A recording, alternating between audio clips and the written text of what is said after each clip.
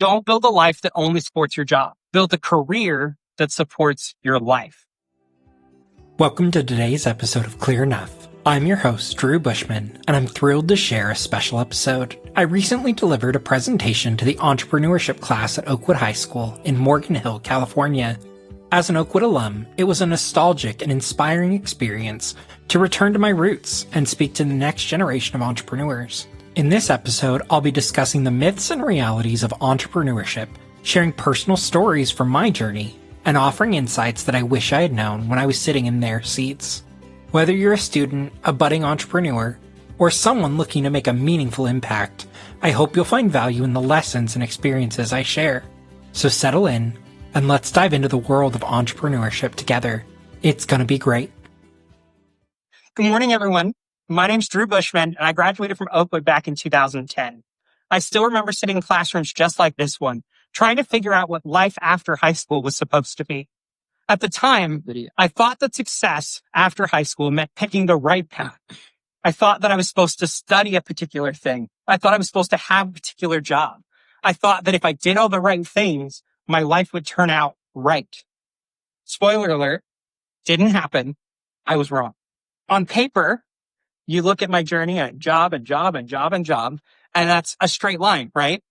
But the reality is lots of twists and turns in the journey. My career and businesses have been anything but a straight line. They've been full of twists and turns, experiments, surprises, and honestly, I wouldn't trade any of it because each step, even the ones that felt like failures, taught me something I couldn't have learned otherwise. Today, I want to share what I wish I knew when I was sitting in your seat. My hope is that these lessons help you not only in business, but in life. And I want you to know up front, you don't have to have it all figured out yet. You just have to have the courage to figure out what the next right step for you is, and then do that. So we're going to talk about 3 myths that I believed when I was in high school about what business and life and entrepreneurship was going to be. The first myth is you have to have it all figured out by the time you graduate. I used to believe this. In school, I thought there was one right path, one path I was supposed to pick. And if I messed up, I would ruin my whole life. That belief followed me into college and even into law school. I thought if I didn't make the perfect choices, I'd be stuck forever. How many of you feel that pressure that the college major you pick is going to set the course for your entire life? Do any of you feel that way? I absolutely felt that way.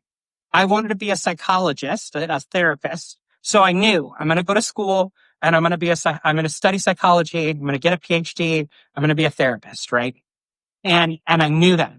I ended up studying psychology anyway, and absolutely am not a therapist. Well, like 30% therapist, but we'll talk about that later. Here's what actually happened. I wanted to be a therapist, okay?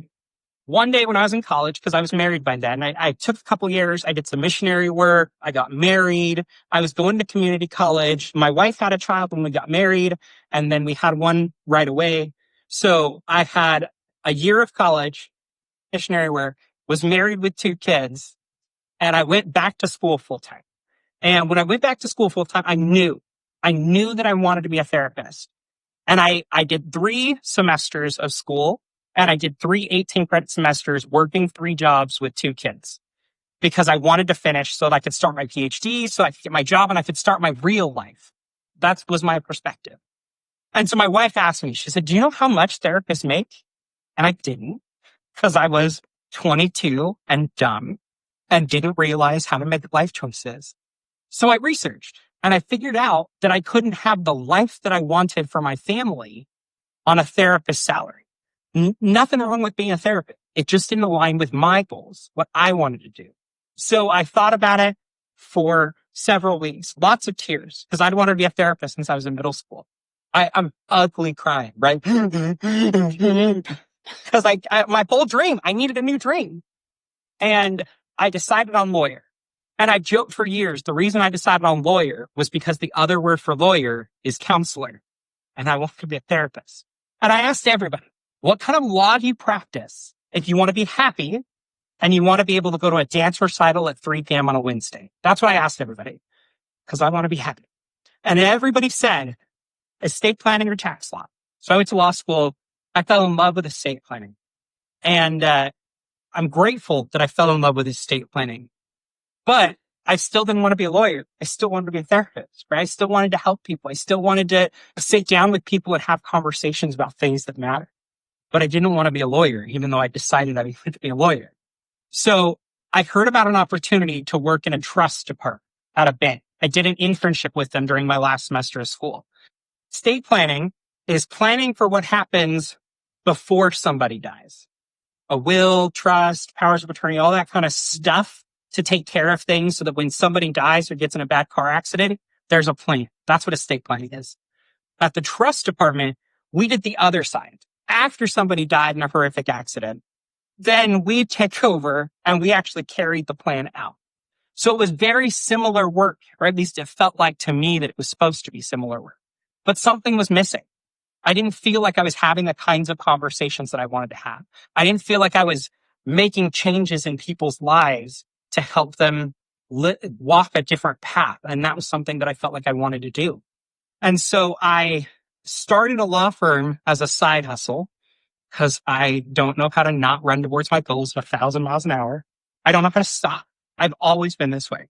I run so hard all the time towards stuff that's important to me. So I started a law firm as a side hustle. All right. I just want you to, I was a lawyer on the side of my day job.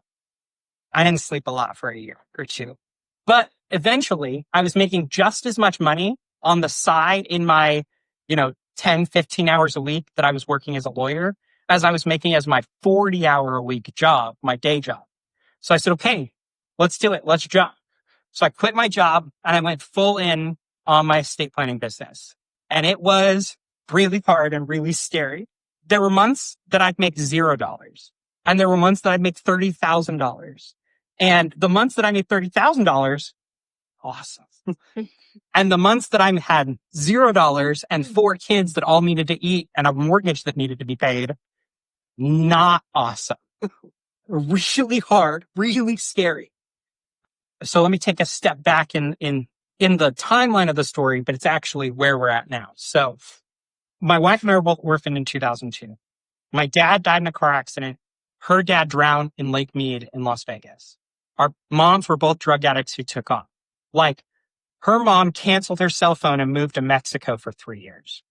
My mom just disappeared into a drug-fueled haze in her room for 9 months. They're just different, but we basically lost our families the same year.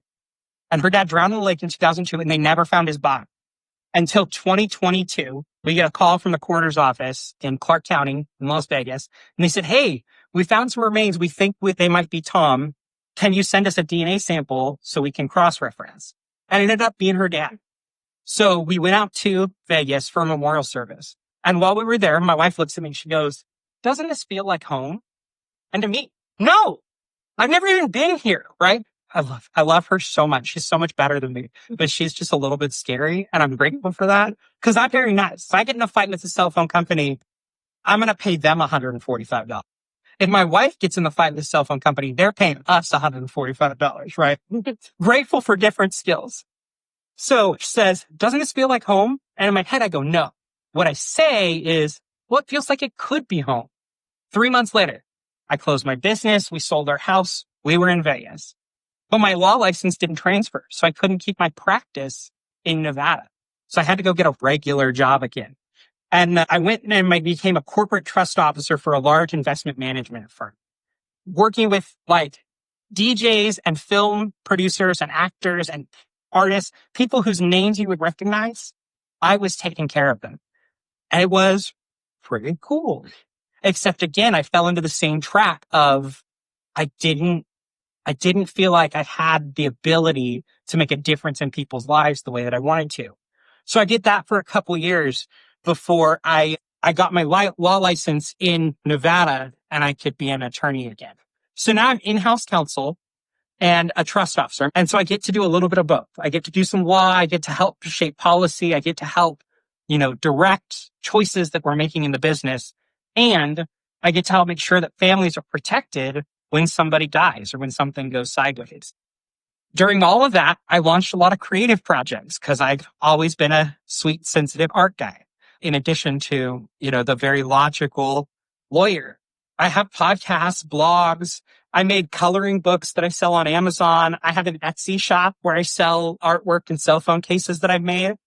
And none of these steps, were some master plan, right? I didn't want to be a trust officer and then a lawyer and then a trust officer and then in-house counsel. I didn't choose, I didn't know in high school that I was going to be selling cell phone cases on Etsy or coloring books on Amazon. I didn't know that. How could I possibly have known that? I was a goober in high school. Most of us are. Sorry for you cool kids. You're probably goobers too. But here's the truth, right? Your career won't be a straight line. It's going to be a series of experiments. You're going to learn something. You'll try something. You'll learn. You'll pivot. And then you try again. That's the entrepreneurial journey. Whether you are an entrepreneur, like you start your own business, or you're an entrepreneur in that you control your role at whatever company you're working at. Either way, you own that small space that you live in and you occupy. And it's not going to be a straight line for any of you. The sooner you get comfortable with that idea, that it's going to be messy and it's going to be twisty, turny, all sideways, the more freedom that you'll actually feel. Instead of being paralyzed by trying to choose the right thing, start experimenting with what you're curious about and start now. You'll discover opportunities you couldn't have imagined in high school. But if you start getting comfortable with the idea of trying, failing, learning, and trying again, that'll set the rest of your course on a more positive path. The good news is you don't have to know everything right now. You just have to start.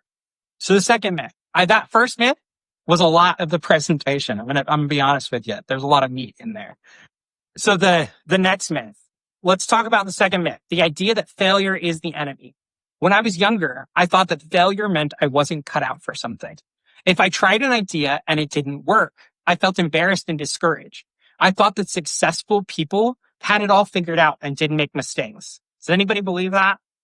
Yeah, it's a lie. So just stop believing it right now. But the truth is, the most successful people fail, usually a lot. The difference is they don't stop there. They use failure as a teacher. Who's heard the story of Michael Jordan getting cut from the varsity team in his high school? And so he went out and he did 10,000 free throws, and then he became the greatest basketball player of all time. Michael Jordan, how many of those 10,000 free throws a day do you think he made the first couple weeks he was trying to make 10,000 free throws a day? Not a lot, right? No, he was incredible already. But then he said, all right, I'm going to fail thousands of times, 100,000 times. I'm going to miss this free throw until I figure out how to consistently shoot the basketball where I want it to be from wherever I am on the court. It's the same idea. You think LeBron James doesn't miss a lot of shots? He misses a lot. You think that Steve Jobs didn't have Apple products that he launched that didn't really work? Or Bill Gates trying to launch Microsoft? So I've had my share of failures. I've launched creative projects that went nowhere. I've written content that barely anybody read. I've invested time, energy, and money into ideas that completely flopped. But even when the project itself failed, I walked away with new skills and new clarity. That blog post that nobody read, it made me a better writer. And I was able to connect with somebody with the next blog post. That Etsy shop that didn't explode overnight, it taught me the design skills and the basics of e-commerce. Even running my own law practice. Some parts of it really worked. And some parts of it definitely didn't. And I made $0 in the month of July in 2001. And it was really scary because I had 4 kids and a mortgage. And that's all part of success, right? Failure isn't the opposite of success. It's part of the process.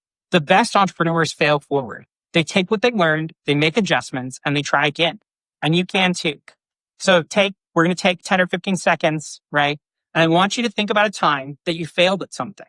Maybe a test, a sports tryout, a speech contest, or just a personal goal. What did you learn from it that you wouldn't have learned had you not tried it all? So just take a second and think about it. What did you learn from something that you tried but failed that you never would have learned had you not tried in the first place? Failure isn't the enemy. The fear of failure is the enemy. If you let fear keep you from trying, you'll miss opportunities that could have changed your life. So myth number 3, success equals money. This one's tricky, right? We need money. It's important. We have to pay our bills. We want to go on vacations. We need food to eat. We need it to live, and it gives us options. But I've seen firsthand through my work as a trust officer, families that have more money than they could ever spend if they tried to, and they are miserable because money doesn't make you a good person. It doesn't make you happy. It doesn't fill that void in your heart that you think that money's going to fix. It doesn't do that. I've seen families with modest means that are absolutely thriving.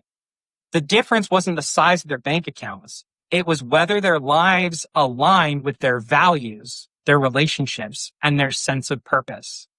When I was choosing what kind of lawyer I'd be, I could have gone into fields that paid more, but I chose estate planning because I connected to my own story. Losing both of my parents at a young age gave me a deep appreciation for making sure that families are protected. That work wasn't just about income. It was about making something meaningful, and that made all the difference. So here's the lesson. Don't build a life that only supports your job. Build a career that supports your life. Money is a tool, but not the goal. The goal is building a life where you wake up and feel good about the work you're doing and the people you're helping. So again, I'm going to ask you another question. It's rhetorical, but I do genuinely want you to think about it a little bit. If money wasn't an issue, if you didn't have to worry about paying your bills or how you were going to go on vacation, what kind of work would you do? Think about it, right? You guys are old enough that you can start thinking critically about some of these things, even if you're not in a position where you can make choices about it. What kind of work would you do if you didn't have to worry about money? That answer is worth paying attention to as you start thinking about your future, about what you want to be when you grow up. Success isn't just about money. It's about meaningful relationships and the impact that you leave behind. All right. So now that we've talked a little bit about those three myths, let me share some of the biggest entrepreneurial lessons that I've learned from my own journey.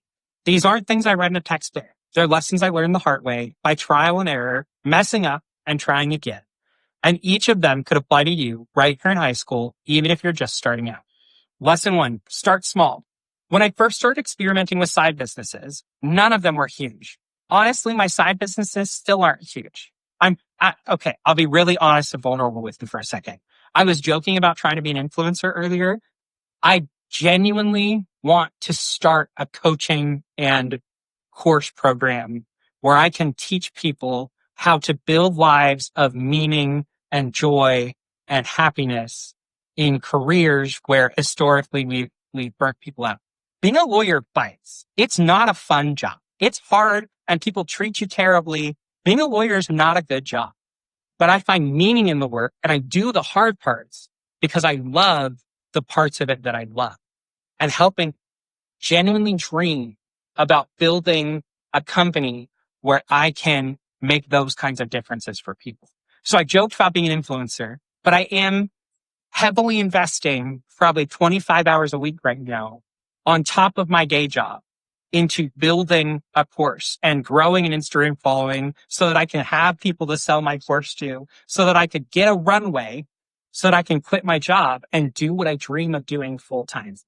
So sorry, that was probably a little more vulnerable than you guys were looking for, but that's where I'm at in my journey right now. So, you have to start small because I have 4 kids and a family that I need to provide for. I can't quit that job without a plan in place. I can't quit that job without having something that's going to pay my bills on the back end. So I'm spending a ton of time working my day job and a ton more time building something that will replace my day job. I think Dr. Helpy will agree that that's, from all your study of entrepreneurship, that's usually how it starts. Mm-hmm. Most people don't have the luxury of quitting their job and taking 3 years to build something because I got bills to pay for the next 3 years. Could I take out a $100,000 business loan? Sure. But that's not going to float me for 3 years, guys. So, one of the example of one of my side businesses that isn't huge yet. I opened an Etsy shop selling artwork and cell phone cases. Now, is it a multi-million-dollar company? No. I learned a lot, figured out how to upload products, how to present them, how to get people to notice what I was making. I learned about e-commerce and customer service in a way a classroom never could have taught me. And I still make a couple dollars a month from this business. And I haven't looked at it or touched it since 2022. Dollars that I make every month from selling cell phone cases, I don't do any of the fulfillment. I don't do any design. I don't do any advertising. It just sits on Etsy. They order from Etsy. The Etsy submits an order to the cell phone case company. The cell phone case company prints and ships the case. I'm not involved in any of that. I just get paid for something I did 3 years ago. I don't do any work for that business. I just get a check. You can start building those kinds of things now in your own lives. But here's the point. You don't need a huge idea or a big investment to start. The best entrepreneurs start small. They test things, they see what works, and each step builds momentum. You can do the same thing right now with something as simple as mowing lawns, designing t-shirts to sell on Amazon, starting a YouTube channel, or selling baked goods. The key isn't waiting until everything's perfect. It's starting small and learning lessons as you go. All right, this one's my favorite because I've told you lots of stories, and stories are my favorite way to convey most anything. Your story is your greatest asset. When I became an estate planning lawyer, I wasn't just selling legal documents. I was sharing why I cared about it. Losing both my parents when I was young shaped the way that I think about planning for families. So when I met with clients, I wasn't just another lawyer. I was someone who understood what was at stake for their kids, their spouses, their families. The story set me apart, and it built trust. Business, people don't just buy products or services. Sometimes we do, but usually they buy access to you. They buy your perspective, your experience, your story. Whether you're starting a business, applying for college, or pitching an idea for a group project, don't be afraid to bring your story into it. It's what makes you unique. It's what makes people want to work with you. Stay creative. The third lesson is about creativity. For a long time, I thought I had to pick. Either I'd be the serious lawyer guy or the, soft, sensitive guy who likes writing and art. And I've learned that my best ideas come when I combine both. I run a podcast and blogs that focus on personal growth, career happiness, and family life. I experiment with design. I write. And somehow all of those things that I'm doing in my side business make me better at my serious day job. Creativity keeps me from burning out, and it gives me fresh ideas that I can bring into any business setting. So here's what that means for you. Don't feel like you have to put yourself in one box. If you love math and music, find a way to combine the two. If you like science and social media, I promise you there's an audience out there that wants to hear your take on science. There are 8 billion people on the planet, and you need a couple hundred of them a year to give you $500, and you have an absolutely wonderful life. You don't have to have everybody, but finding those ways that you can combine what you love and what you're good at with people who want it, that can change your life. And then serve first. When I'm going into a business meeting, when I'm writing a blog, when I'm writing a post, when I'm recording a podcast, when I'm meeting with a client, I'm not asking, how can I, Drew Bushman, make the most money in this meeting? Are there people who ask that question? Yeah, I've worked with them. They suck. What I ask, and what most of my entrepreneur friends and what the successful business people that I know, the question they ask is, how can I make someone's life easier, happier, or better? Because that's what people pay for.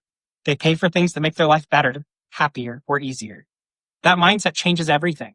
Because when you focus on serving people, you build trust. And when people trust you, the opportunities, the sales, the partnerships, they follow. So if you want to stand out as an entrepreneur, start by asking, who can I serve and how can I serve them well? So remember those 4 lessons. Start small, use your story, stay creative, and serve first. So advice to my high school self. If I could go back to where you're sitting now, what I wish someone had told me, and I wish that I'd heard it, because I'm sure somebody said it. I just wish I'd heard it when I was in high school. Try things sooner. Don't wait until you feel ready, because you'll never feel completely ready. The best way to learn business or anything is just start. You can't make something better until there's a first version of it to improve on. Second, don't be afraid to look silly. Honestly, the fear of what other people think of you holds us back more than actually failing. Nobody remembers your mistakes as much as you do. Don't let that stop you. Beta now, better later. It's one of my mantras. Put something out and then improve on it. Beta now, better later. Third, learn about money early. It's a tool, not the goal. The earlier you understand how to budget, save, and invest, the more freedom you'll have to pursue the things that you actually care about later. Fourth, focus on relationships. Your ideas will change. Your jobs will change. Money will come and go. But the people that you meet and the trust that you build and the reputation that you have will carry you farther than anything else. Treat people well, even when you don't want to. and doors will open for you that you could never have opened on your own. And then finally, keep the mindset that it's going to be great. That's been my personal motto for years. Not because everything works perfectly. Does everything work perfectly for me? I think I've told you some stories of that's surely not true. Does everything work perfectly for you? No. But choosing optimism helps you keep going forward even when things don't go as planned. If you keep moving, good things will come. But final recap. What do I wish I knew about business in high school? That you don't need a perfect plan. You don't need to have everything figured out. You just need to be willing to try, to fail, to learn, and keep going. Business and life isn't about perfection. It's about persistence, creativity, and service. And here's the exciting part. You can start practicing that right now in this class, in your school, in your family, in your community. You don't have to wait until you're older, until somebody gives you permission. Just do it. Start where you are with what you have today. Oakwood gave me a foundation that I still carried with me. But it was what I did with that foundation after I graduated that really made the difference. And every one of you has the same opportunity. You have skills, ideas, and stories that matter. You have the chance to build not just a career, but a life that actually makes you proud and happy. So whatever path you take, whether it's start a company, join a team, go to college, or try something completely new that nobody has ever done before, remember this. It's going to be great. Thanks, everybody.